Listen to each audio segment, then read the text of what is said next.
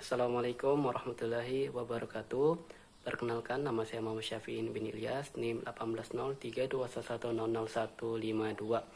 Untuk kesempatan ini saya akan menjawab 4 pertanyaan yang telah diberikan mengenai sumber daya alam. Langsung ke pertanyaan. Untuk pertanyaan yang pertama yaitu adalah apakah Indonesia memiliki cadangan sumber daya alam yang banyak? Nah, menurut saya cadangan sumber daya alam di Indonesia cukup banyak. Contohnya sumber daya alam hayati seperti di bidang pertanian, perikanan, peternakan, dan kehutanan. Untuk sumber daya alam non hayati seperti hasil tambang seperti besi, baja, dan banyak lagi. Dilansir dari berita media DCKN yang diungkap oleh pengamat energi Kurtubi bahwa perkiraan nilai cadangan sumber daya alam berupa emas, nikel, perak, dan seterusnya dengan asumsi tidak ditemukan cadangan baru lagi. Ini yang ketemu di perut bumi. Nilainya saat ini sekitar 200 triliun. Dari ungkapan tersebut bahwa tidak ditemukan cadangan baru lagi, di mana cadangan diungkapkan adalah cadangan yang tidak dapat diperbaharui.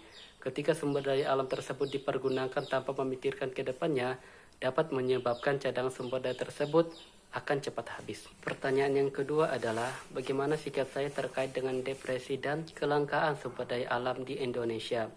Menurut saya sangat mengkhawatirkan dengan adanya depresi, di mana depresi tersebut merupakan sebuah pemanfaatan sumber daya alam di masa sekarang secara besar-besaran sehingga ketersediaan sumber daya alam tersebut semakin berkurang dan dapat menimbulkan kelangkaan sumber daya alam baik berupa sumber daya alam hayati maupun non-hayati.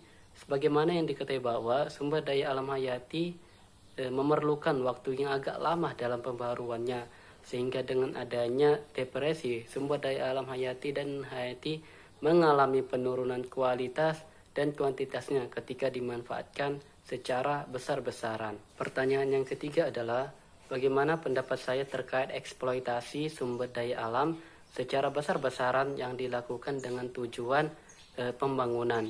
Menurut saya adalah eksploitasi sumber daya alam dengan tujuan pembangunan juga dapat memberikan keuntungan asalkan pembangunan yang dilakukan itu secara berkelanjutan. Artinya pembangunan yang memperhatikan lingkungan sekarang dan lingkungan masa depan serta memenuhi keperluan pada masa sekarang tanpa menjejaskan keupayaan memenuhi keperluan pada masa depan, sehingga eksploitasi sumber daya alam tersebut tidak sia-sia.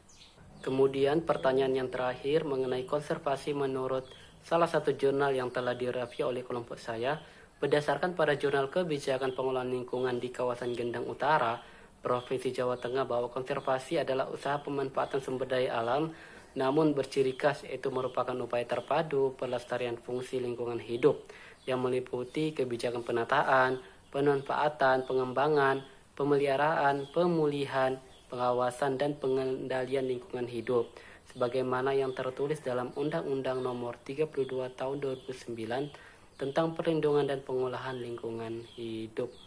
Itu saja yang bisa saya sampaikan. Kurang lebihnya mohon maaf. Wassalamualaikum warahmatullahi wabarakatuh.